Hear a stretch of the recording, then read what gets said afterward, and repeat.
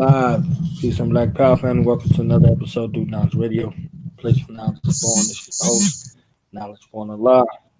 And we got 1/3 of the Supreme Dream Team, New African Reorientation. And we got 1/5 of the Afrikan Coalition movement all together in one person. So let's welcome to the platform. Welcome to the show.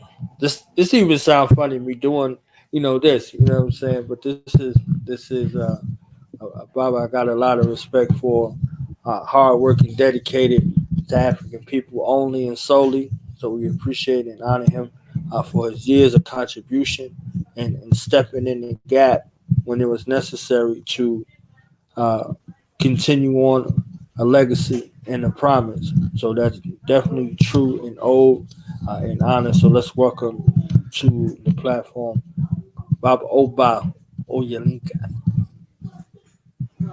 What's going Thank you, on? my brother. Thank you. Hey man, I'm good, man. It almost seems like I live on Do the Knowledge Radio. It's like a second home, man. I mean, just between the Sonic Ngoma, between the 100 years series, man, just been living on here, and then on top of that, watching every guest talk about the 100 years, from Baba Baruti to Black Panther to Baba Imhotep today to Yaya Santua Nzinga, man, who else? I mean, just everybody, every interview you've done for this 100 years, I've watched, and of course, our show, of course, Do the Knowledge Radio is home to our show, the Sonic Ngoma, every Saturday morning at 11 a.m. So I'm just living on here, brother. I'm enjoying it. And I really am. I'm really enjoying it. I'm fired up. I'm excited on the eve of the 16th annual Afrikan Independence Ma'at Celebration. Culture is our immune system tomorrow, right here on Do the Knowledge Radio and YouTube, as well as on the Urban Shamans YouTube channel. So I'm excited, brother. I'm hyped. I'm hyped.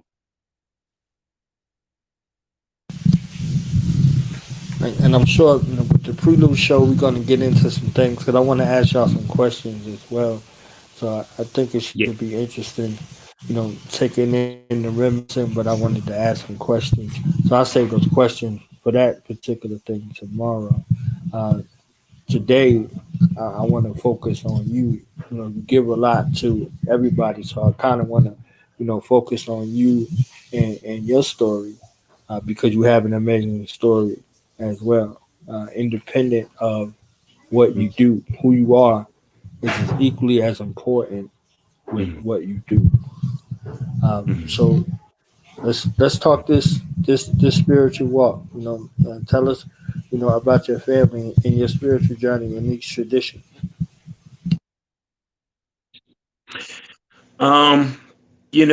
Everybody has a unique story. Like we heard from Baba Imhotep a couple hours ago, right here on Do the Knowledge Radio, and he gave his testimony, his story. Which is unique, and I got a lot of respect for him. Baba Amin and Mama Nkoya were on, and their story is very unique. Their background and how they came into this way of life, came into this walk, dedicating their lives to the liberation of African people, is unique. And my story is unique as well. Having, been that, I have been born and raised in the in this movement, the African Cultural Restoration Movement. I was born into it. My mother and my father, are young people who were influenced by the cultural and spiritual revolution and evolution that took place with African people in the 60s. They were part of the cultural restoration movement of North America, which today is known as the Sankofa movement. And my mother is a native of the city of Philadelphia. She was born in South Philadelphia, right on 6th and Schneider Avenue. And my father is out of New York, Brooklyn, New York, via Wilson, North Carolina. My father was raised by his grandmother. And being as though he was raised by his grandmother, he was an only child. He did not have any kind of relationship with his biological father. And he never, knew him or interacted with him. And of course, his mother, my grandmother, was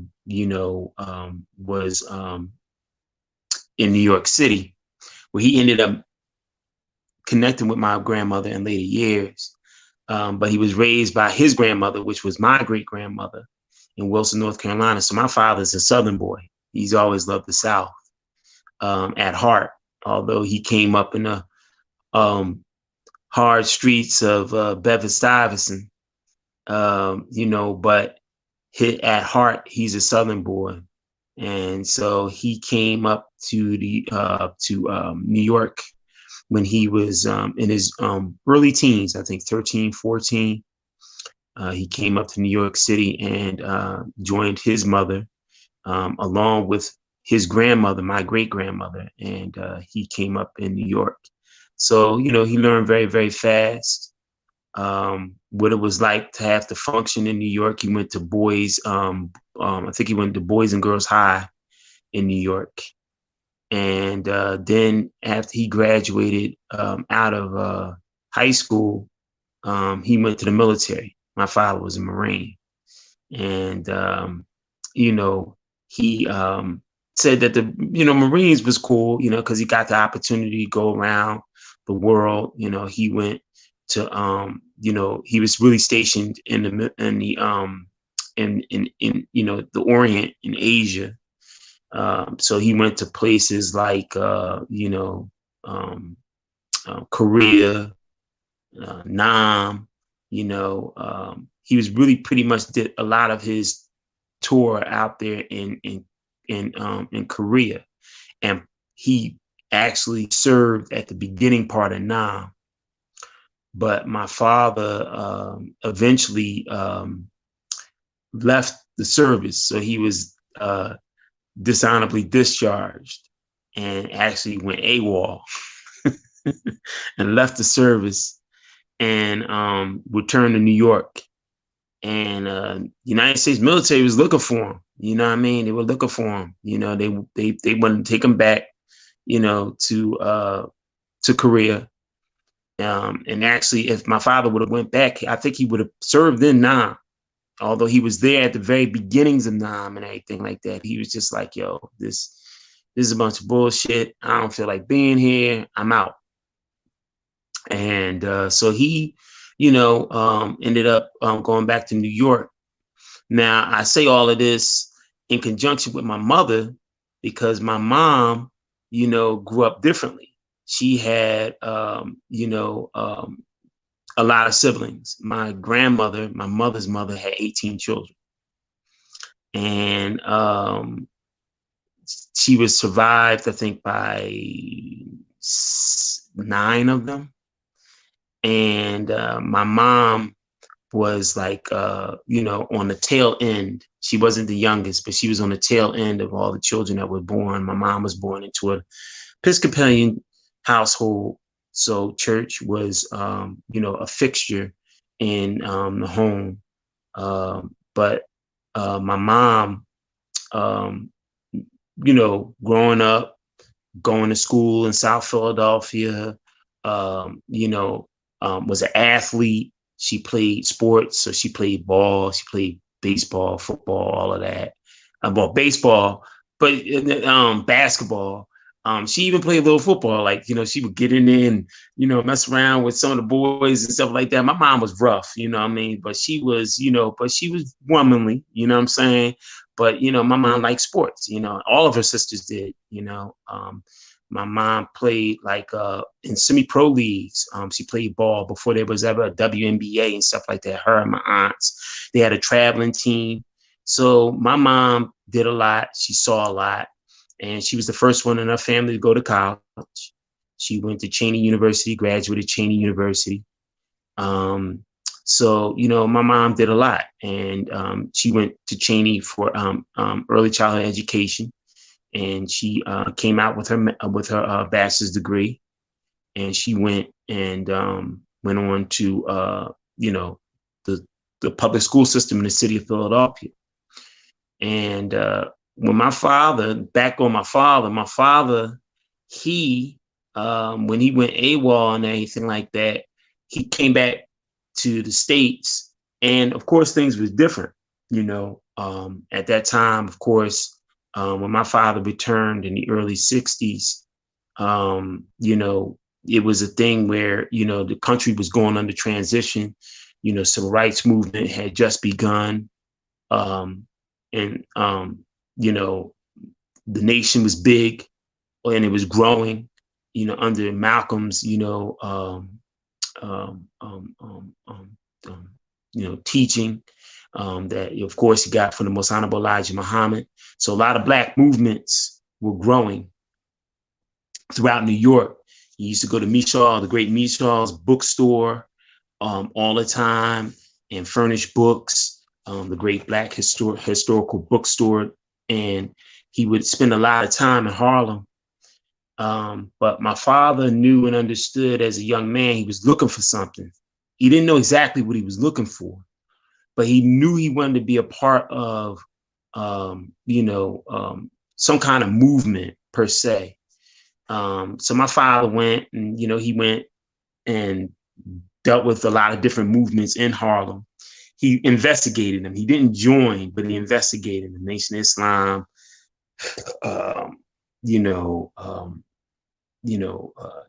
Daddy Grace, you know, that whole thing. He went, you know, he just was just looking, you know, and you know, just trying to find something. And then one day he just happened to come upon the Yorubas in New York. And the Yorubas were established in Harlem, right down the street from Mosque number 7. And he just happened to kind of like stumble on them. You know, he was interested, but then he wasn't. Like, you know, my father was like a rebel, you know what I mean? He was just like kind of like doing his own thing. And one day, a brother in the Yoruba temple, Brother Pianki, Brother Chief Akamaloye, befriended my father, and my father started spending a lot of time with him. And my father wasn't necessarily going to jump into it, you know, per se. But over time, you know, as they built a friendship, built a trust and things of that nature, he would introduce him to Nana Adefumi Osurjiman, who would later go on to found Olotunji, the village Olotunji in South Carolina, you know, which still stands today, not too far from Beaufort, South Carolina. And he became enamored with Kabiyesi Osurjiman.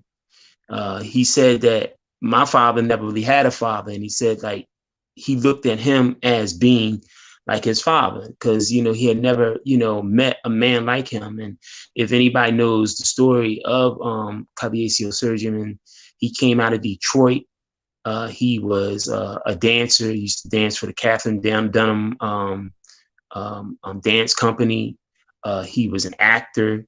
He was very, very, very knowledgeable in the history of African people. He himself was initiated into the Akan tradition. And then later on, he would be the first, according to history, he would be the first so-called African American to be initiated into the Orisha tradition or the Isheshe tradition. Him along with a man by the name of Christopher Oleana back in 1958 in Matanzas, Cuba. But Kabiesi Osurgiman would go on to establish a Yoruba temple in New York. And it, taught drum, taught dance, taught, song, various different rituals and things of that nature. So there was always something going on at the temple each and every night. And so my father started coming around more and more and more. And he would eventually go ahead and, join. But there was a situation where one night he kind of knew that this particular juju kind of worked for him.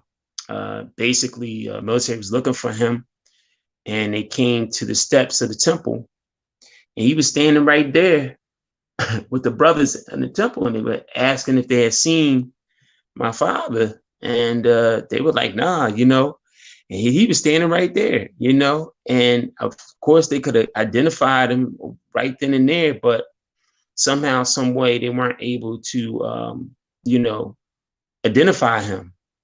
And he knew, he was like, damn, I'm standing right here. They looking for me, and they didn't even, they ain't even recognize me. And so basically what he came to realize was that there was, power in this, traditional African spiritual system. And that, he began to, hang around the brothers, and then he would, go on to join the Yorubas in Harlem and become a member of the temple.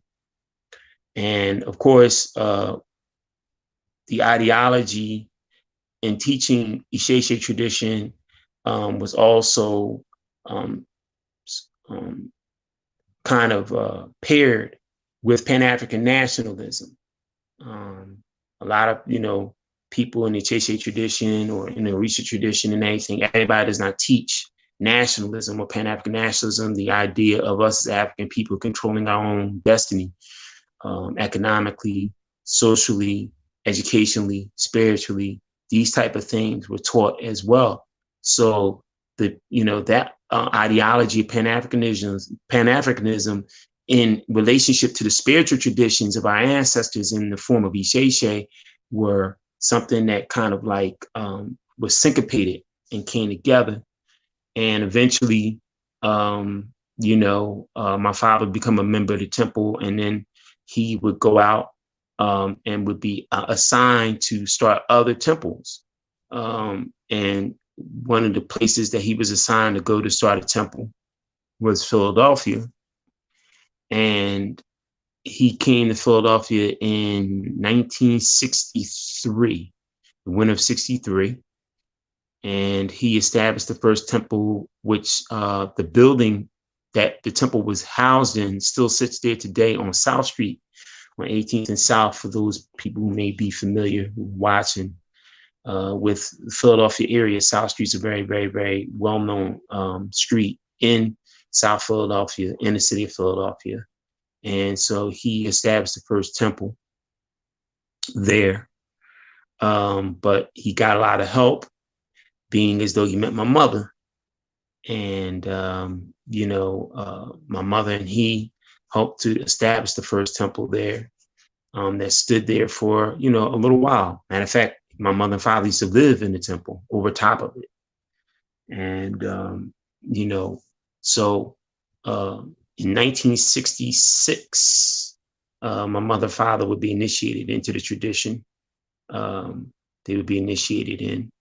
And by that time, my oldest brother, Baba Sekou, was born. But nonetheless, they were initiated into the tradition and have been priests and priestesses in the Ifa tradition now, and the Isheshe tradition now for over 54 years, I think. going on 55 this year. August, I think, matter of fact, in a few weeks, either 54, 55 years in, there's still two of the oldest living priests and priestesses of the Isheshe tradition in the country. And so I was, pretty much born into this thing. And, there wasn't any question of, what it was that, I was, born into. But as I grew older, the significance of who and what they were and their contributions to the community, their contributions to African people, would become something that, stuff of legend, man, and recognizing that, your parents are who they are. They were, two individuals who are also very much responsible for the establishment of the Odunde Festival in the city of Philadelphia, along with my aunt Lois Fernandez, my aunt Victoria Fernandez, and a lady by the name of Ruth Arthur. They established the Odunde Festival in 1975, 76. So yeah, so in that history, Odunde being one of the first African cultural festivals established in the country, behind that of what is now today the International African Arts Festival in New York City, the East Festival. But my father was responsible in establishing the Odunde Festival, and subsequently, the history of that festival is just so rich, and so much intertwined with our family's history and the city of Philadelphia. So that's, pretty much my story in which I came up in. So I came up in the Isheshe tradition all my life. I didn't know of anything else, but it was something that was directly connected and linked spiritually, historically, to us as African people. And everybody can't say that they have had that experience, or they, some people, may be able to share that linkage. And most of our people don't, being as though most of our people were born into, a Christian household or an Islamic household and things of that nature. But for me, I was born and raised in it, and I've been around it all my life. So it was something I identified with from a very, very early age. And, that's pretty much where I'm at this particular point in my life. Of course, I explored, I searched, I looked for other ways of life to involve myself in.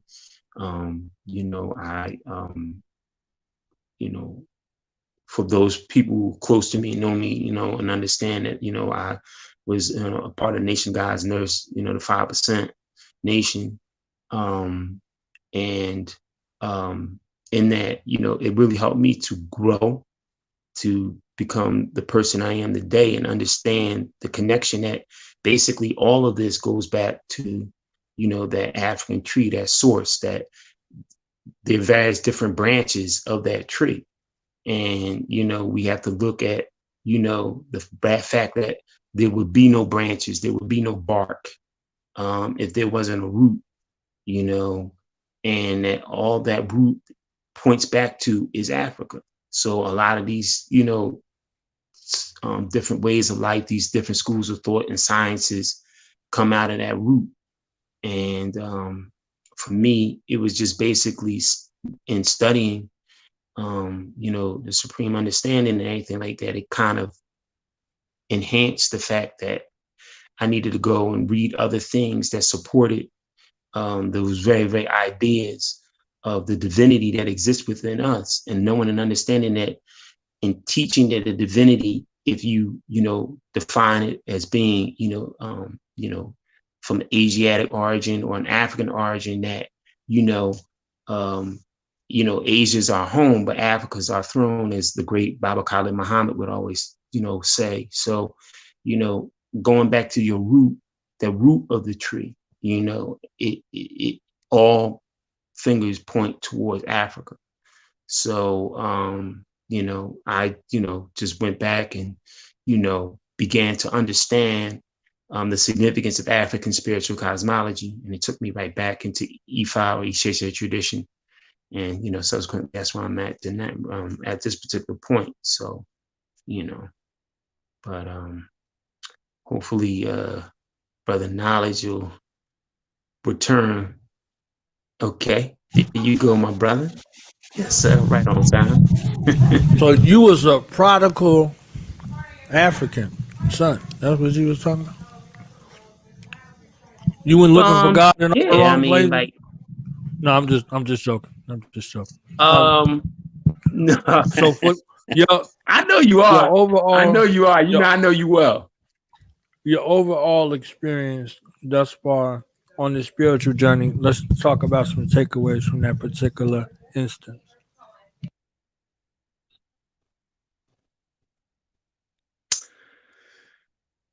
That's kind of a loaded question, brother. um, like, so, like, what do you mean per se? Like, what do you mean? Like, help me to understand that a little bit better.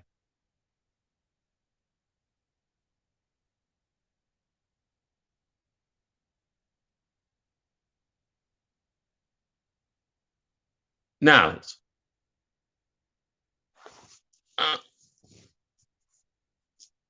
No, I mean, I guess I can ascertain what you were trying to say. For me, I think my takeaways is that I wasn't. Can you hear me? I wouldn't say I was looking for God. I was looking for a purpose. You know what I'm saying? I think that each one of us are born with purpose. There's a reason why we're here, and there is something that we have to do. Some way in which you have to leave your mark on the world. And it's up to you to find that. And you can go, it's like going in a shoe store. You can try on a number of different shoes, but they may not be the right size, the right fit, the right style for you. And you may go through 100 different pair until you find that right fit. And for me, it wasn't necessarily a sense of looking for God. It was a sense of looking for purpose. And in finding that purpose, I found my divinity. I found divinity within myself. I found divinity outside of myself. And I knew that the divinity that came from me affected the divinity outside of me and around me. That there was a understanding and a connection between things that were seen and unseen, the macrocosm and the microcosm. And that I had to look within self and find certain answers that I knew also existed outside of me. And that you have to learn the relationship between the two. You have to understand that the relationship between the macrocosm and the microcosm is a symbiotic relationship. So there's divinity that emanates and comes from you, but it's also that divinity that emanates and comes from you affects the divinity outside of you. That you are a mere reflection of the various divinity that exists outside in the universe. So the universe within mirrors the universe outside of your own self. And that you have to understand the connection between it and manipulate those various different forces. And understanding Sheshe tradition and understanding what people know as the Ifa tradition is based on natural law. And you manipulating those particular forces and energies that exist within you and that also exist outside of you to manifest a particular result in your life. You know what I mean? That it basically is like, yeah, you are the sole controller of various different things that do happen to you, but that can only be made manifest if you understand that you have the ability to manipulate those forces outside of your own self, as well as those forces that exist within you. And that's what pulled me back into African spiritual cosmology, because like I said, it's the root, you know, that there are various different branches of the tree. you know, and those branches of the tree are manifested in what we call various different ideologies and schools of thought. But it all goes back to the African source of that root, and understanding that, you know, our spirituality throughout time, throughout antiquity, gave birth to everything. So there would be no other particular religious or spiritual traditions if it didn't have its origin and its roots in Africa, regardless of what you may call it, regardless of what you may call yourself. It all comes out of an African root. And why would I want to deal with branch knowledge, you know what I'm saying, of the tree, when I can easily go back to the root of it all? So I can't necessarily say that I was looking for God, but I was looking for purpose. And in finding my purpose, I found God. I found and understood the God that existed within me. I understood and had gained respect for the female aspect of the God, you know what I mean, or the goddess, you know what I mean, and understood that, you know, there's a balance. You know, if there's a God, there's a goddess, you know what I mean? This is what African tradition teaches, you know what I mean? A lot of people say, oh, well, you know, the Orishas are gods themselves. No, they're various different characteristics, manifestations of Olodumare, or the one God. Olodumare, from Olodumare, produced many various different aspects of itself, knowing that Olodumare is not male nor female.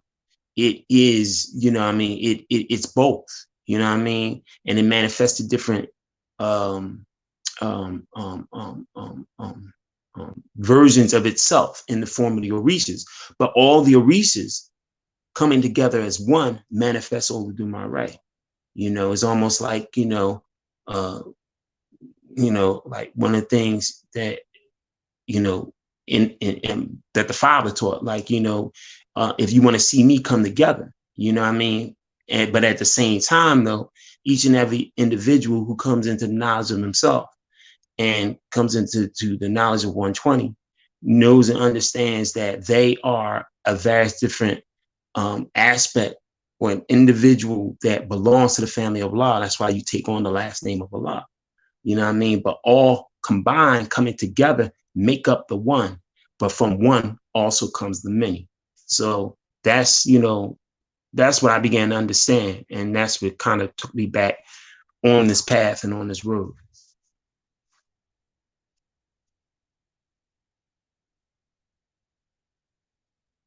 I love that. I love that. You see that? See that adaptability right there that comes from that African mind? Can't trick that kind of mind. Yeah.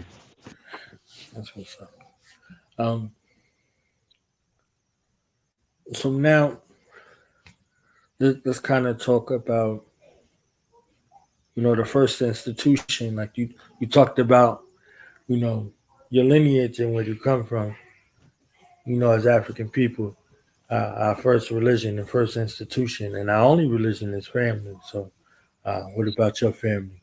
You know, I seen you with some fresh pictures. You know what I'm saying? Looking super fresh African. You understand what I'm saying? Like, you know, so you know, you and your family, like, what was that process of coming together? You know, my wife, she means the world to me. You know, I have, you know, two great sons, one 13 and another one just turned 13 weeks, will be 14 weeks as of Tuesday. You know, they mean the world to me. You know, you can't establish anything without family. You know, it's the foundation of civilization. It's the foundation of civilization. You know, family produces community, tribe, nation. It starts with the family. And, you know, as I was telling the brothers the other day, we were all on, before we came on the air on Wednesday, right here on, you know, Do the Knowledge Radio, I said, you know, look, you know, you're going to have your trials and tribulations, you know, and everything is not going to be easy. You know, I've only been married a year and change, and you know, it hasn't been easy. You know, it hasn't been. You're gonna have your moments, but you have to learn how to work through them, and you got to learn how to take responsibility, own what it is that you've done, or own what it is you haven't done. You know, that's important as a man. You know, you know, sometimes as men, you know, we can kind of deflect our responsibility on to somebody else and say it's their fault, or point the finger, or say that, you know, they're responsible for this, that, and the third. And, you know, and, you know, we got to take our share of responsibility, you know, as men, for the part that we play, as well as our counterparts, our mates, our wives, got to take their share of responsibility. And you got to be able to look at it and dissect it and own what it is that you done or haven't done, and you got to correct it. And that takes time, you know, but it's all in the best interest of the family. It's all in the best interest of the children. You know, I always wanted to be a father, and I have the opportunity now of being a father to two great sons, and, you know, being there and helping them, you know, to guide them and to teach them and to raise them, and not only to raise them, but to rear them. You know, I think we get, as a people, we get caught up in raising them. Raising a child is just being able to provide them with, you know, the basic necessities. The way I see it is just food, clothing, and shelter. And there are a lot of us that do a great job in that, more so than what the media, the white media, you know what I'm saying, would portray us doing. But that's only half of it. You have to rear your child. You have to give your child a sense of purpose, the means and the ability to define for them a path in life, spiritually, you know, mentally, emotionally. You know, you got to be willing to teach and rear them in a certain kind of way that is reflective of who they are as African children. And we don't do a good job in that. So it's not only just about raising them, it's about rearing them, it's about guiding them on a certain mission in life. And if you're not willing to do that, if you don't have what it takes to do that and everything, yeah, your child will probably, you know, have food, clothing, and shelter. They'll probably be a nice child, you know, they'll probably be mannerly, they'll probably be respectful. But there's going to come a time where a child's going to ask the 5 W's: who, what, when, where, why, and how. And you got to be able to answer that for your child. You got to be able to give your child a sense of direction and sense of purpose. So the rearing is just as important as the raising, you know. And I'm not saying that neither one is as important as the other, but you got to be able to do both, and you got to be able to be equipped to do both. So with me, family is everything, and striving to, you know, teach my boys how to become men, going through that that transitioning, that rites of passage. I myself, you know, can't give them that rites of passage. I got to put them in an environment where there's a rites of passage that's teaching my young boys how to become men. And at the same time, my responsibility is to support that process and to be a part of that process with other men who are raising their boys to become young African warriors as well. So I got to be a part of that process. I myself can't do it, but with a community of men, with a community of women who are raising young girls to become young African women and anything like that, we can make that process happen, and we can see the benefits of their growth and development. So that's all a part of the rearing process of children. And, you know, that's something that me and my wife are very, very clear on. We talk about often. in some ways, I feel like, I went through a rites of passage, but I didn't go through the type of rites of passage that I'm beginning to become exposed to and see in young boys who I work with, and the community that I belong to, spiritual community and cultural community I belong to, work with, become young men. And that's a process. So, family for me is everything. Like I said, I'm young as far as being a father. I'm young as far as being a husband. I'm very, very young in the process. I'm still learning, and there's still room for growth and development, but I'm reading, I'm studying. There are plenty of jegnas and mentus and written works by many, great Africans who are far more skilled and equipped and have a lot more experience in the area and the field of being fathers, of being husbands. And I'm learning from them. I'm being humble, and I'm learning from them. I'm taking the best of their scholarship, of their know-how, of their experiences, and I'm, striving to utilize it in the best way for me and my family, and even in understanding and having a relationship with my wife, and knowing and understanding that the areas in which I can grow and I can become better in. So, that's family's everything to me. It's like, you don't have anything really, if you don't have family, and it's being there for your children and raising them and nurturing them and teaching them right from wrong, and teaching them, critical thinking skills, to be able to think, to be able to analyze and break down certain things that they're coming in contact with, things that they're reading, things that they're watching, things that they're studying, and really to be able to become critical thinkers, and become warriors, and understand that it's about race first. It's about, the upliftment and the betterment of African people and our condition, that, there will come a time that they will continue the work that we have started and that we have dedicated our lives to, and willfully they will continue to dedicate their lives to, until we win this war, until we win our liberation, until we win our sovereignty, and then there will be another, phase of their growth and development once we win the war, that they will have to go through as young African men and young African women. So, definitely, and you asking that question, Knowledge, family is everything to me. And, I value that, and I cover that very, very much.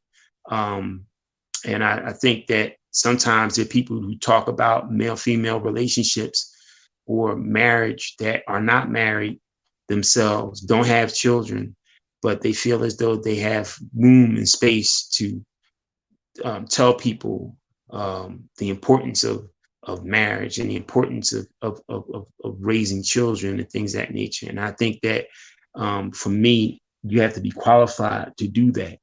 You have to be qualified to do that. You have to have experience. You got to have some years in. You got to have some time in being able to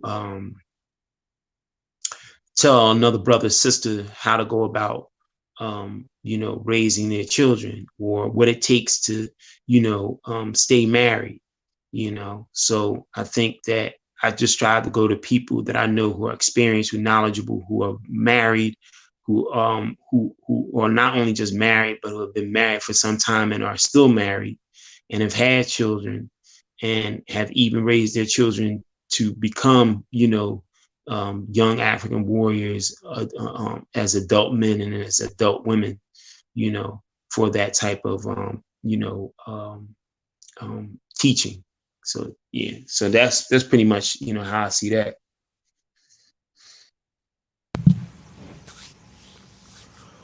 All right, so now you got the privilege and the honor to be about all three events, or four in total, but three that you were part of that we promoting.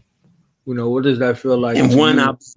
I'll be attending, which is the Race Yeah, First yeah, Rally. yeah, yeah. That's what I'm talking about. So You actually going? So Baba you're part of Motep and all four. You 4 for 4 out here. yeah, Okay, you four no for doubt, four. no doubt. I'm 4 for 4. Yes, So right. what does that feel like to you to extend yourself to be a participant, an organizer, and a presenter in all four of these events? Um, look, it's what I do. This is how I live my life. I think that you make a conscious decision on how you live your life, on how you leave your mark on this world, how you want to be remembered. And for me, it's such an honor to not only, be program director and to coordinate African Independence Day, but it's an honor to be a presenter at both the RBG Centennial Conference as well as the 100 Years in the Whirlwind Conference, and to support my family,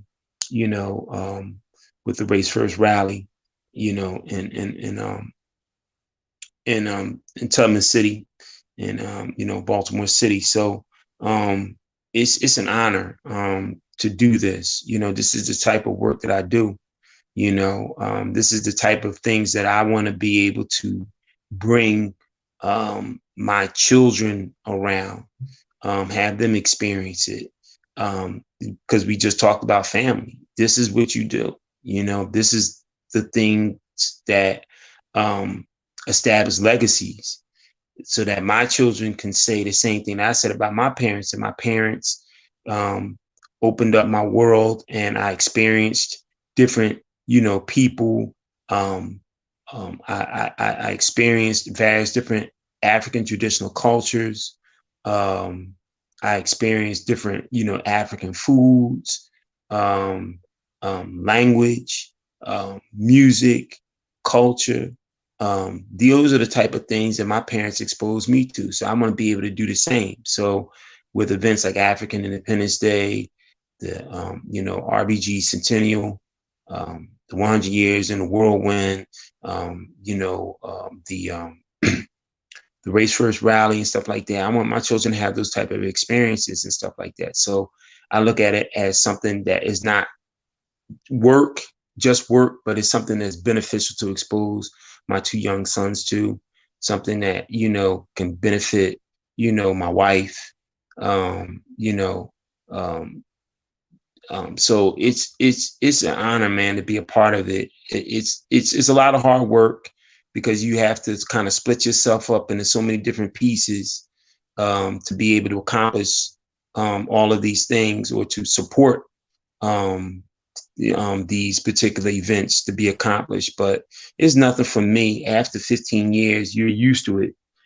Just with African Independence Day alone, having been there from its inception and its very beginnings. And when you don't have a lot of people helping you to organize it, and you just have a whole handful of people, you got to wear many different hats. So that takes a lot of energy, a lot of time, a lot of, work, dedication, and sacrifice.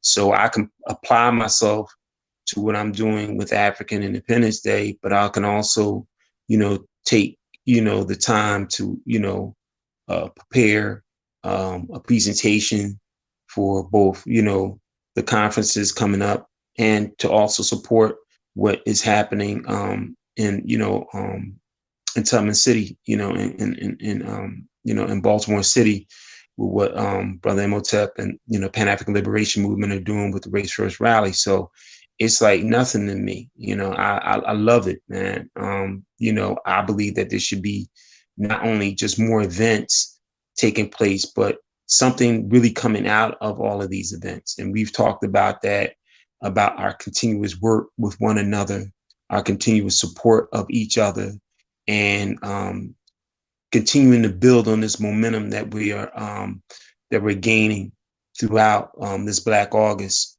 and throughout this 100-year commemoration of the African liberation flag of the red, black, and green, you know, and continue to build on that, and bringing more people into the fold who has what it takes, you know, understanding that, you know, everybody that we may want to bring into this movement, into this way of life, may not necessarily be built for this, you know.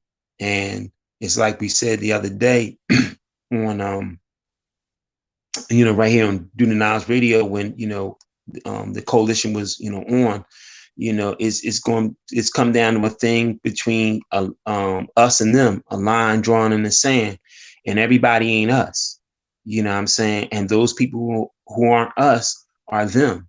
You know, it's not no elitist type of thing. It's just like people just basically establishing, you know, who and what they are, and people going to reveal who and what they are and what they about, you know, over a period of time. So, you know, everybody is not built for this way of life. Everybody's not, you know, prepared for what it takes to run this thing like a marathon.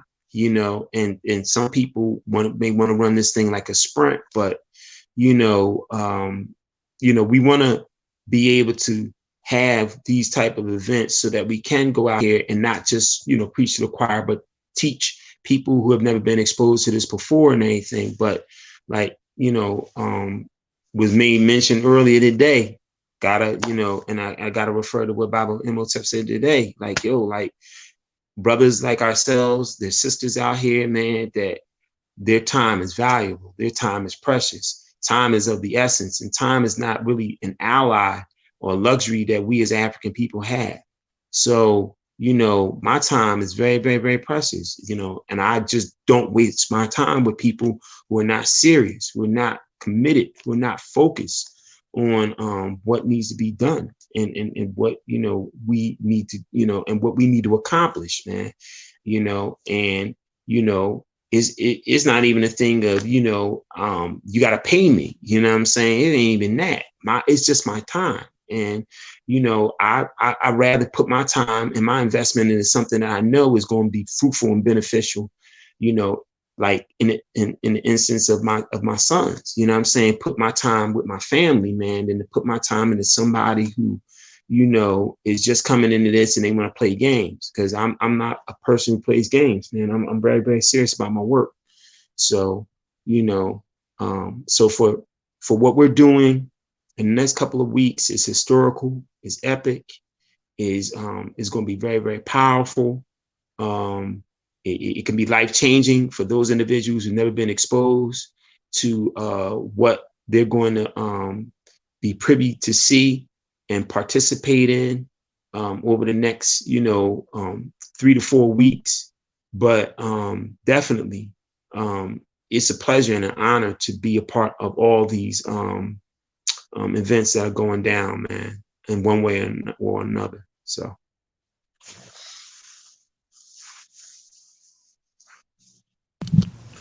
That's what I'm talking about. So for this date, we'll focus on this second. The first thing, we'll tell these people why they need to have they African self over here to set off Black August on Urban Shaman's uh, YouTube channel, simulcasting over here on Do the Knowledge Radio, African Independence Day, the prelude, and we got the actual event going on. Busy day tomorrow. Tell these Africans why they need to be here.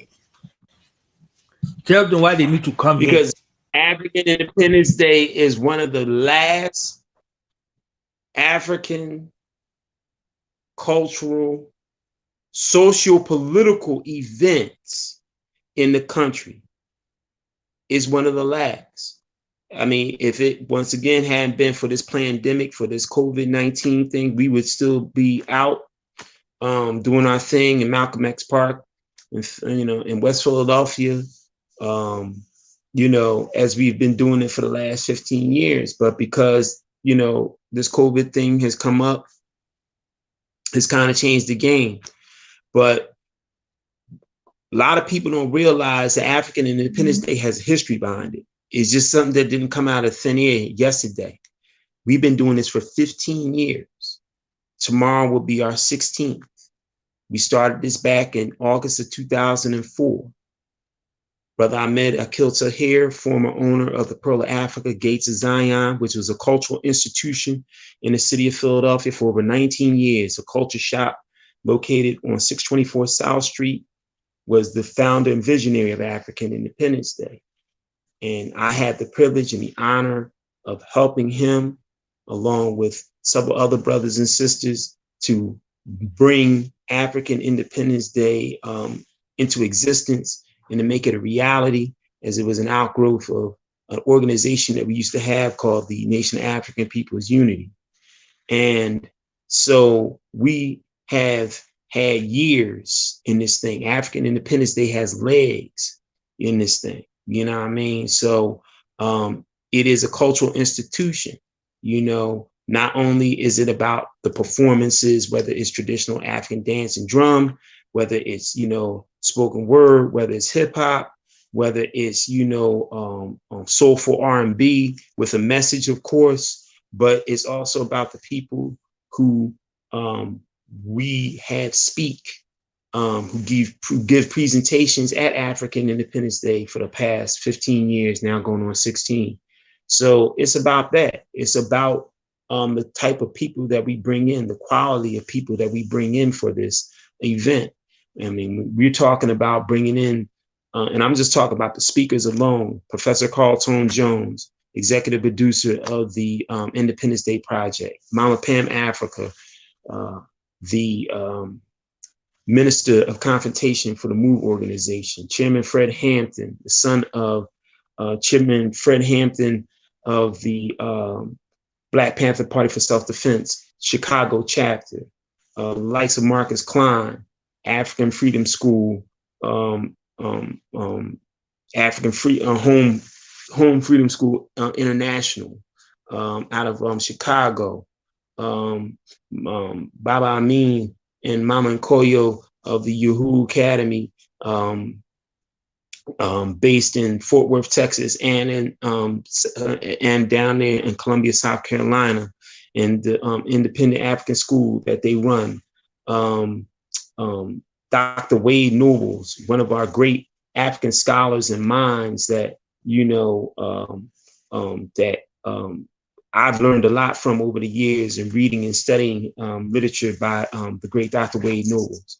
And of course, you know, Baba and Walamu Baruti and Mama Ina Ya Baruti of Okoban Institute in Atlanta, Georgia.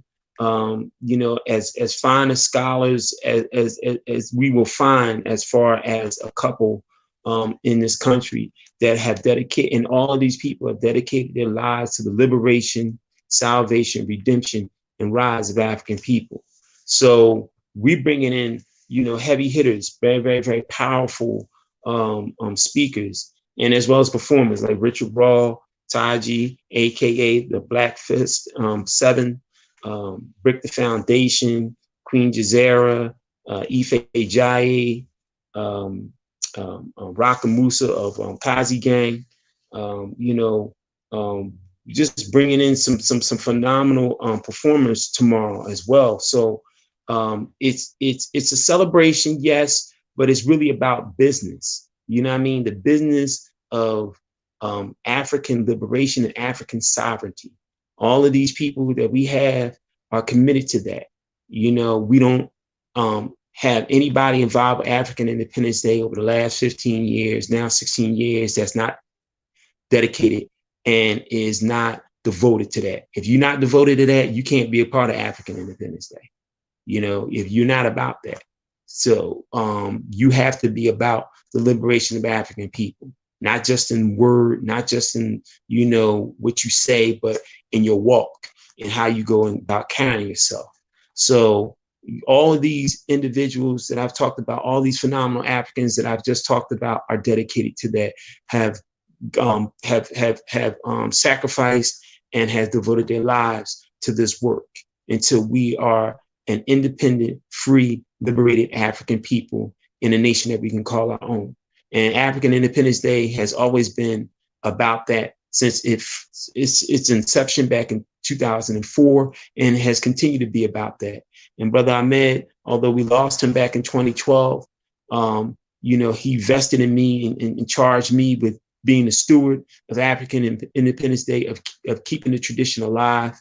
And I'm so honored to continue to do that each and every year. Every first Saturday in the month of August, we've had African Independence Day, and we will continue to have it, in some shape, form, or fashion. This year, virtually, but, still we expect it to have an enormous response for people to come on and check us out.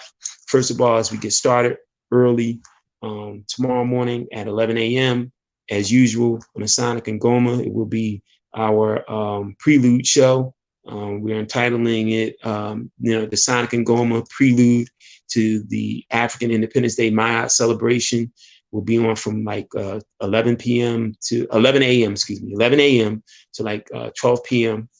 tomorrow, or maybe a little bit over, with various different highlights of the last 5 years of this 15-year, tomorrow now 16-year event. Some of the best speakers, some of the best performances. We'll talk about some of the people who have taken the stage at African Independence Day over the years. Hopefully we can do a show where we can kind of like go back through all 16 years, because I know that, there's footage that still exists out there that goes back to, some of the first African Independence Day Ma'at celebrations at Malcolm X Park, going back to 2004, 2005, 2006, 2007, so forth and so on. So I hope to do that someday soon, possibly right here on Do the Knowledge Radio, and go through the 16 years that we've been in existence. But right now, we're just going to deal with the 5 years since 2015 of bringing African Independence Day back after a short hiatus. But it's truly an honor, man, to be a part of such a tremendous institution, because you don't find too many African cultural festivals with a socio-political ideology at its core. And that social-political ideology at its core is Pan-Africanism, is knowing and understanding that we as African people, that our struggle for liberation and salvation and sovereignty is connected on a global level. You know what I mean? So you're not going to find too many events like African Independence Day. And a lot of festivals have, come and gone. Festivals, especially cultural festivals, highlighting African culture and anything like that, there are not many of them around. So to have African Independence Day still around, to have it endure over 16 years is truly a feat, is truly an honor, and it's truly something I'm very, very, very proud of. So definitely join us tomorrow morning at 11 a.m. on the Sonic Ngoma for the prelude show, prelude to African Independence Day Ma'at Celebration 2020. And then we'll be back on the air from 4 to 8. Of course, I think the show's I think that African Independence Day is going to go over, but 8. But at the same time, join us, right here on Do the Knowledge Radio and on Urban Shaman's YouTube channel through Zoom for the 16th annual African Independence Day Ma'at Celebration. Culture is our immune system, which is the theme for this year's celebration.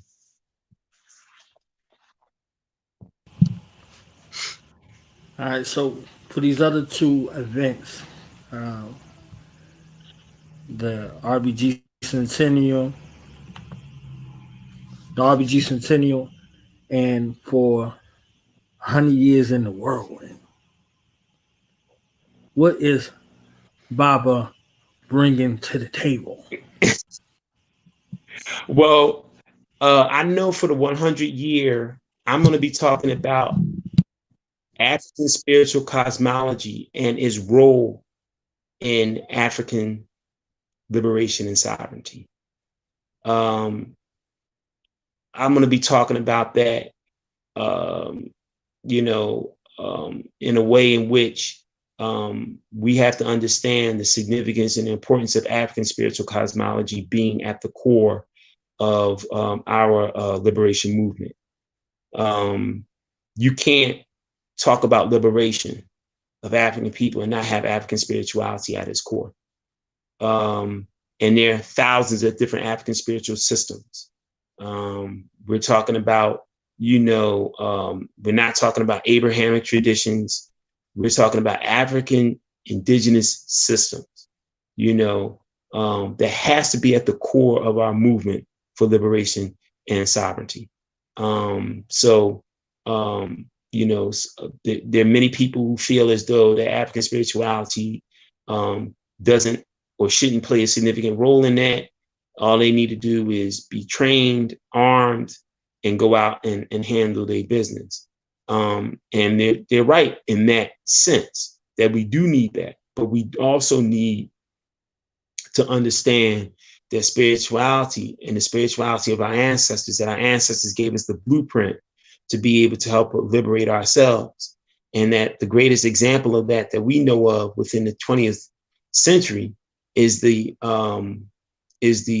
independence of Haiti or Haiti, knowing and understanding that, we use traditional African spiritual cosmology to get, the French up off our goddamn back. So, we have to know and understand that we have to trust the prescription that our ancestors gave us in the form of African spiritual cosmology and its importance in our liberation movement, in our movement towards sovereignty, independence, and to eventually having a nation that we can call our own. And then the week following, of course, first that the 100-year centennial, or should I say the RBG Centennial Conference is on August 8th and 9th. And of course, the following week, from August 14th through the 16th, will be the 100-year in the Whirlwind Conference. You can go to www.dtc1.org for any information on the 100-year in the Whirlwind Conference, which I'm very, very, very proud to be a part of. There, I will be presenting on, I always get confused the title of it, but I can tell you that it's basically about being able to pass the spear, pass the torch to the younger generation, that we have to get the younger generation involved in our liberation movement, that we can't allow for organization that has no love or no interest like Black Lives Matter to control the narrative of young people, and that young people identify our liberation with an organization like Black Lives Matter, which we know and understand is not controlled, ran by, financed by, or even headed by African people. We must get our youth. We must engage our youth at point blank range. We must begin to teach our youth the various different alternatives that exist out here. We have to furnish them information in the form of books, in the form of lectures, in the form of various different resources and materials that are going to be beneficial to them culturally, so that they can definitely develop themselves in a way in which they are prepared to take the spear. We have to infuse and engage our children at point blank range into rites of passage for young girls, for young boys that are coming into African womanhood and manhood, that are coming into African warriorhood. We have to begin to take the fight to the streets. We can no longer sit back and not engage our young people. And when you don't engage your young people, they run amok. And a lot of our young people are running amok because we refuse to, or we're afraid of engaging them at point blank range. We have to go out here and take back the streets, and we have to go ahead and do that by engaging our young people. So there are certain tools that our young people need to be able to carry on this fight. And we have the resources, we have the knowledge, we have, the necessary information to give to them. And we now have to begin to do that, so that the void that, was filled by organizations like Black Lives Matters doesn't necessarily really affect the type of Africans that we want to produce, that are race first Africans, that are about the liberation of their people.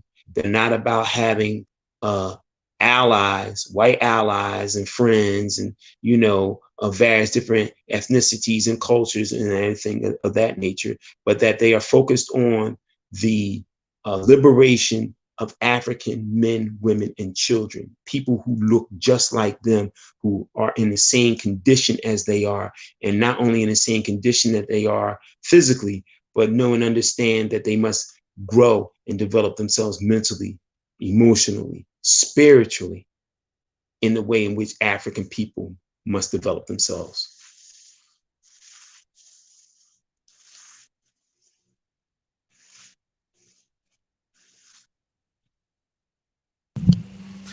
All right. So y'all see the barber, he's chefing. He getting the meal prepared. He's chefing it up. You know what I'm saying? He done did the Evo. You know what I'm saying? He done did the Evo. Now he's chefing it up. You know? Now he's chefing it up. This is the only time he deal with that flesh. I'm in the kitchen. You know what I'm saying? This is the only time he deal with that flesh when it comes from the Evo. You know what I'm saying? He don't just go get it on the race. He got to do it himself. You understand? So he got the Evo ready. Boom. He in there cooking it up, chefing it up. And I think that's a very, very point to aim at critical mass, because we're not passing the torch. Right. They're running up and snatching it and thinking they got away, and I'm gonna do it myself. Right. You understand what I'm saying? So we have to groom them up, and raise them up. Or they coming up with this thing, I'm not my ancestors. They talking this thing, I'm not my ancestors. Because there's certain things because it plagues them a certain kind of way. I'm not going to tell you I'm not my ancestors. Yeah, it plagues them a certain kind of way. Because when you don't have those roots firm in the ground, you don't see anything to be proud of if you're a youth coming up. If you don't see those examples, if you don't come up in these environments, you come up in war-torn environments, you have nothing to be proud of. You have nothing to be proud of. So they go by whatever socialization or social integration that happens into whatever group accepts them. And whoever accepts them, that's what they ride for. So we're not welcoming our youth. We're not creating spaces where our youth can come into and have that renewed sense of an identity. And like you said, you were looking for purpose, and so are they. You see what I'm saying? So, if we come up in these particular traditions, the traditions are the purpose. And they happen on purpose. We know exactly who our children are, what ancestors they are returned, and what missions that they have. So they're not walking around blind and have to try to figure it out. That's frustrating, that's painful, that's traumatic. And in that space, they don't want to hear shit from nobody. You see what I'm saying? So just like we ain't want to hear nothing. And our generations before us, we ain't want to hear nothing. So ancestrally, it's a repetitive cycle until we learn a lesson collectively. So we have to take that time and remember that we was the youth. You know what I mean? And and how we came up and how we had to find it. We can give them the guidance, we can give them the protection, but they still gonna bump their head and scar up their knees and then come back and say, yo, you was right, Baba. Blah, this happened. Like, how did you know? And all that. You see what I'm saying? So this is how these cycles repeat. We're not really dealing with cycles repeat anymore. We need to deal with cycles complete, unless it's a righteous cycle. You know what I mean? So we can deal with cycles complete when we complete that level and we go to the next, into the next, into the next, and we continue to ascend. And, you know, our children remember what we do, then what we say. They remember what we do, then what they, then what we say. You see what I'm saying?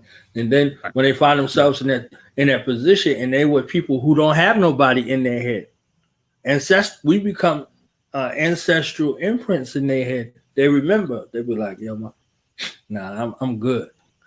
I'm good. You understand what I'm saying? Like they showed in that scene in Boys in the Hood, he was like, "Doe, let me out." His father was in his head. He didn't say nothing to him. He was in his head. And he was with a whole bunch of people that ain't have that in their head. They all wound up dead. You know what I mean? All of them. They all wound up dead. So like that kind of situation to where he looked like he was the square out of the group. He was rightly guided. His father taught the community and put them up on game about, you know, what they call that, gentrification. You know what I'm saying? He breaking it down. There was elders out there who, you know, was talking to him, and you know, he talked to the elders too, just like he talked to the youth. You know, he said we can no longer be afraid of our people, and we still echoing these sentiments today in 2020. We still got, you know, brothers and sisters who running around afraid of the children that they created. You know what I mean? So this passing of the spear is a trust. It's a responsibility. It's incumbent. You know, it's all of these things. So we have to kind of find it in our mind to ensure that we prepare the way properly and that we give them the skills necessary and the purpose and the motivation to keep it going. Not in always what we say. What we say and what we do must be congruent, because they see us and then they hear us. They see us first. You know what I'm saying? So if they see us and they don't like what they see, they ain't hearing us. But if they see us and they like what they see and they model their behavior after, then they can hear us. They can hear us a lot more clear. So, so that was my little proof that I was listening to you, Bobby. You understand what I'm saying? You ain't see me, you know what I'm saying? But I was over here, you know what I'm saying? Like the show title. I was doing the knowledge out here. You know what I'm saying? I was doing the knowledge. Man, let me tell you something. This has been interesting because, like I said, you know, when we do Sonic Ngoma, you know, I'm like kind of like, you know, I'm one of 3 hosts. So, you know, it's really basically about, you know, asking questions and allowing for the guests to get comfortable and things of that nature. But you know, here, you know, I have to, you know, I am the guest. So I got to really kind of like talk about myself and talk about, you know, my line of thinking, you know, what it is that I'm involved in, what it is that I'm striving to accomplish, those type of things. So I haven't talked this much on Do the Knowledge since, you know, being on here, well, since April, but you know, it's a welcome change. You know, one of the things, like I said, you know, even when we started the show, I want people to kind of like be able to come into their living room or come into my living room from their living room and get to know me as a person and, you know, assess the type of individual that I am, the undying and unyielding commitment that I have to the liberation and redemption and rise of African people. You know, I've been in this thing all my life, so this is all I've known. You know, I could have walked many different walks, I could have gone many different paths, but this was the one that was more prominent than any other path that I could have chosen in my life. And I devoted myself to this path. You know, whether, you know, I have to give my life for it. Actually, you know, I don't want to do that. You know what I mean? But if it comes to that, so be it. But I want to, you know, be able to live to see us breathe, you know, free air. You know what I mean?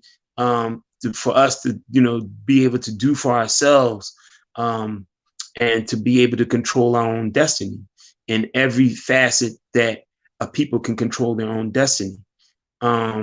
So for me, I just want for people to know who I am, know the sincerity and the devotion that I have to this walk, because it's not easy.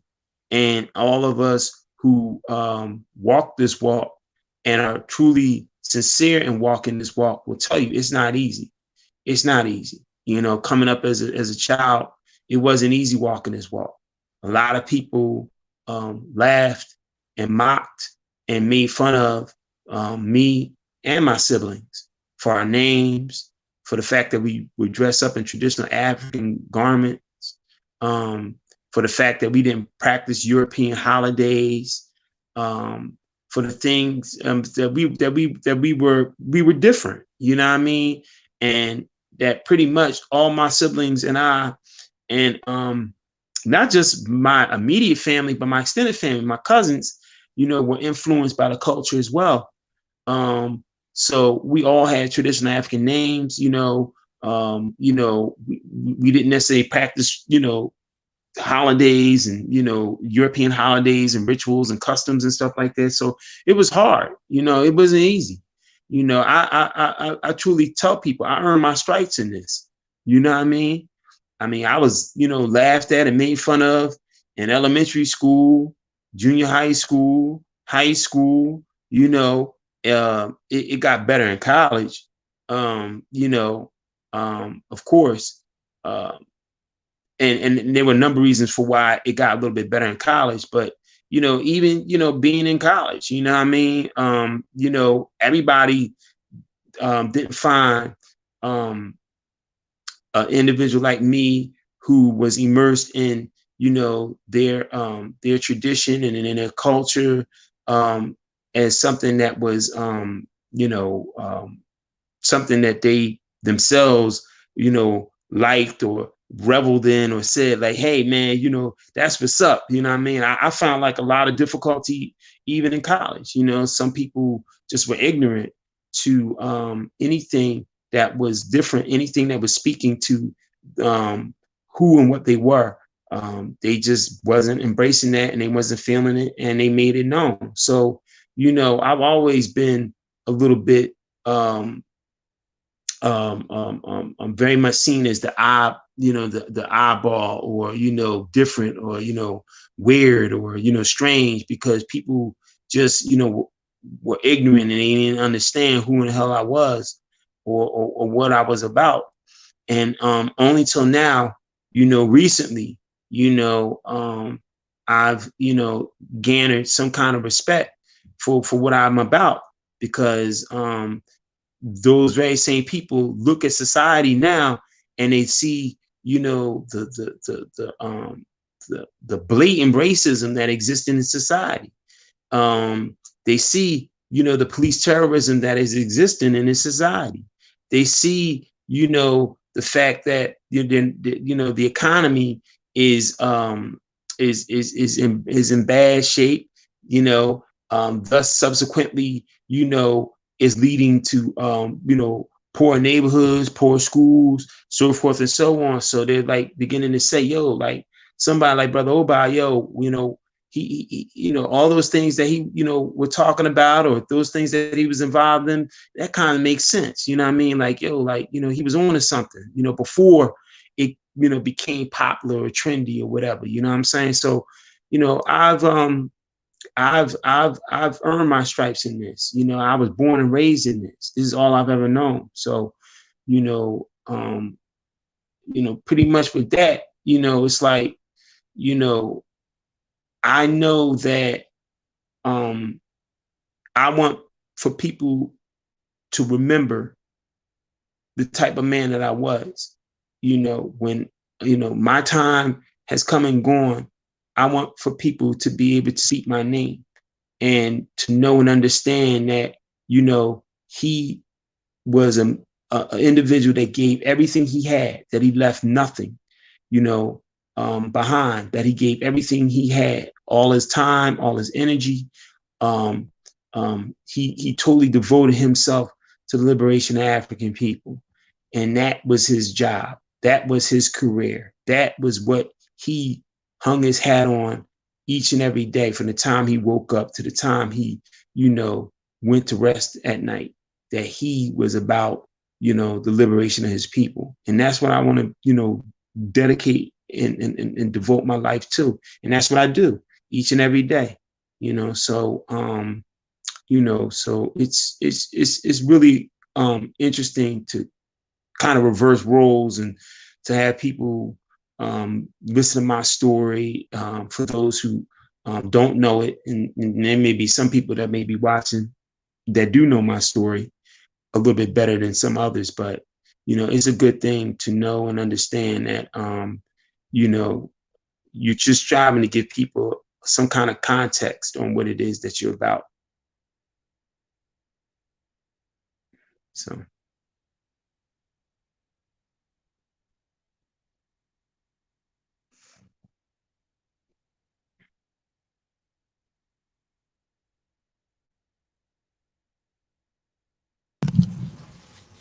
So final thoughts as we wrap this up. Give the people your information, how to get a hold of you, and tell them they need to have their African self here for African Independence Day 2020 Ma'at Celebration, and social media and all of that. Well, tomorrow morning we get started, 11 a.m. right here on DTKR, Do the Knowledge Radio, with the Sonic Ngoma, our special prelude show, prelude to African Independence Day Ma'at Celebration 2020. I look back at some of the best of African Independence Day over the last 5 years, between 2015 and 2019. Some of the highlights of African Independence Day, some of the best speaking presentations, and some of the best performances that make African Independence Day one of a kind and a very, very special event. And then, of course, we'll be back on the air from 4 to 8 p.m. So stay with Do the Knowledge Radio all day, and live right here on Do the Knowledge Radio, as well as the Urban Shamans YouTube channel. You can watch the 16th Annual African Independence Day Ma'at Celebration 2020.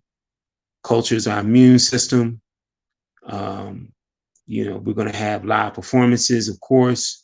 We're going to have speaking presentations highlighted by Baba and Walamu Baruti and Mama Ina Ya Baruti of Okoban Institute in Atlanta, Georgia. They will be speaking on this year's theme, Culture is Our Immune System. So you don't want to miss that, as well as some of the great performances and other great speakers, such as Dr. Wade Noble, Professor Carlton Jones, Marcus Klein, special guest Mama Pam Africa, and Chairman Fred Hampton Jr.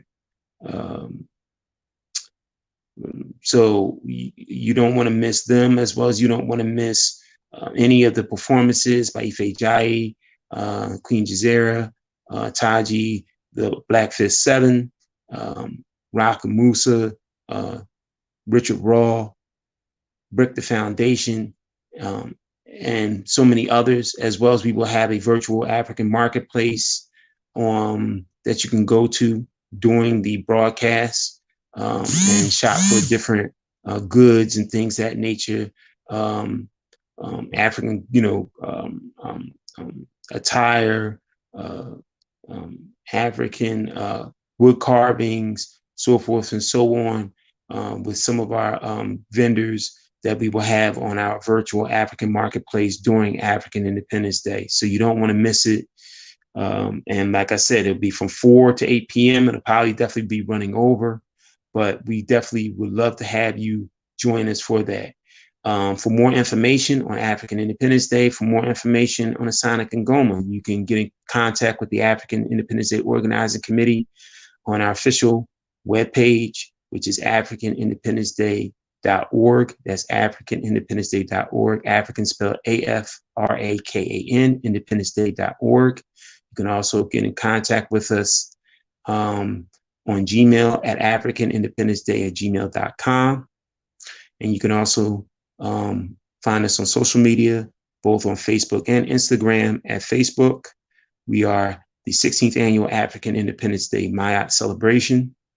And on Instagram, you can hit us up at African_Independence Day. And you can give us a call 24 hours a day, 7 days a week, 365 on our Afrikan Independence Day business line. And the number is 267-521-1544. That's 267-521-1544. So we look forward to seeing you all tomorrow morning at 11 a.m. for the Sonic Ngoma, the prelude show for the Afrikan Independence Day Ma'at Celebration 2020. Baba Oba, thank you for your time. I know I done kept you busy all damn day for these last couple of days. You know what I'm saying? Tuning No, in it's all good. It's all all good. I'm day. so used to this, man. I'm so used to this now, brother. Like I told you, I said, Do the Knowledge Radio is my second home, man. As much time as I spent, between being interviewed and watching, the other interviews that have been done, especially connected with this 100 years in the Whirlwind conference and the series that you're doing, and all the other activities that are going on. And also, I like to say this to people: please, please, please, please, not only support Afrikan Independence Day, but support all the events throughout the month of August, throughout Black August. Okay, this is a very, very, very, very special time, a very, very, very, very special year. This marks the 100th year celebration and commemoration of the African liberation flag of the red, the black, and the green. We wear the red, the black, and the green, but we don't know the significance of it. We don't know the fact that it was given to us by the most, should I say, the right, excellent, most honorable Marcus Mosiah Garvey, presented to us on August the 13th, 1920, at the International Convention of the UNIA-ACL, the Universal Negro Improvement Association, African Communities League. And these are the flag colors that we fly. And not only do we fly, but that we live out. The red representing the blood, the green representing, the red representing the blood, the black representing the people, and the green representing the land of the future of our sovereignty and our liberation. So please support these Black August events. Not only support them, but learn your history. Learn the history of the African liberation flag. Learn the history of Black August. Black August just didn't come out of nowhere just because we're having these events in honor of Black August, but know the significance of the Soledad brothers. Know the significance of the Haitian Revolution starting in August. Know the significance of Nat Turner's rebellion starting in August. Know the significance of the fact that the Honorable Marcus Mosiah Garvey's birthday is August the 17th. Know and understand the significance of the history of August and why we, those of us who know, those of us who live out this way of life and have given our lives and have devoted ourselves to the liberation of our people, know and understand the importance and the significance of Black August. Learn your history, know who and what you are, and definitely support all the events that are coming up in the next couple of weeks. But it definitely kicks off tomorrow with Afrikan Independence Day. So join us tomorrow and join us throughout the day right here on Do the Knowledge Radio. With that, I'd like to say peace and Black Power, BB48, BB Toomey, Wukusu, wake up, clean up, stand up, race first. One God, one aim, one destiny.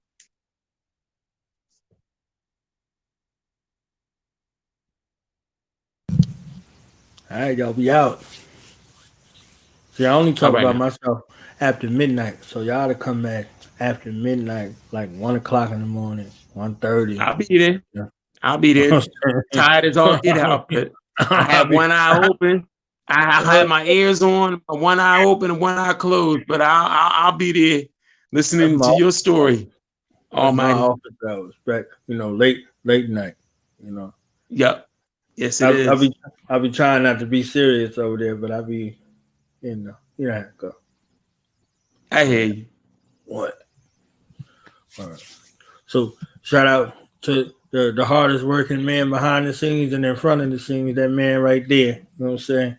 Alias Coogee Chocolate of Coogee Chocolate Incorporated. Okay. Yes, Jackson sir. Heights own Mr. alias Coogee Chocolate. You crazy, man. You crazy, Lord. All right. Let me get on out of here. I gotta get some rest and get ready for tomorrow. All right now. Odapo. Peace.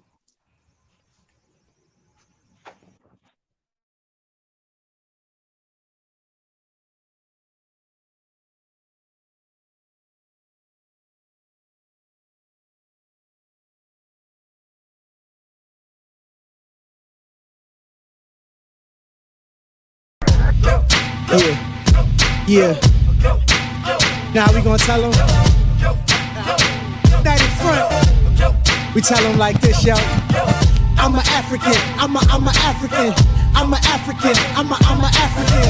Yeah, y'all like that? So no more. This man's mind is open. I'm an African. I'm a African.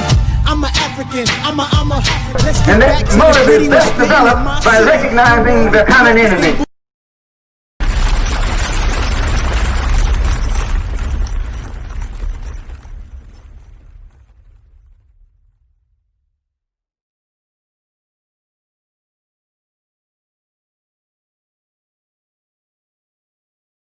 Knowledge bomb. What's the science, baby?